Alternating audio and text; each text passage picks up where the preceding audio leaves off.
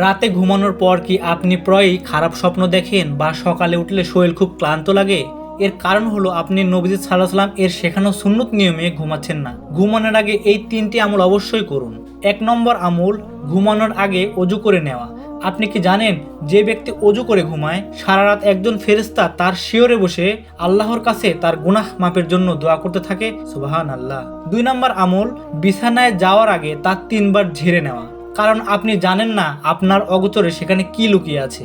আধুনিক বিজ্ঞানও প্রমাণ করেছে বিছানায় থাকা অদৃশ্য জীবাণু বা ক্ষতিকর পদার্থ দূর করতে এই সুন্নতের কোনো বিকল্প নেই। ৩ নম্বর আমল, ২ হাত একত্র করে সূরা ইখলাস, ফালাক ও নাস পড়ে হাতে হালকা ফু দেওয়া।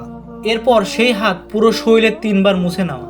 এটি সারা রাত আপনার জিন, শয়তান, জাদু ও বদনজর থেকে রক্ষা করবে। আর অবশ্যই ডান কাত হয়ে ডান হাত গালের নিচে রেখে ঘুমাবেন। এটি নবীদের সবচেয়ে প্রিয় ঘুমের ভঙ্গি। এই 3টা সুন্নাত মেনে ঘুমালে আপনার সারা রাতের ঘুমটাই একটা বিশাল ইবাদত হিসেবে আমলনামায় লেখা হবে। আজ রাতেই আমলটি করবেন তো? ভিডিওটি শেয়ার করে সবাইকে সুন্নতি ঘুমের নিয়মটি জানিয়ে দিন।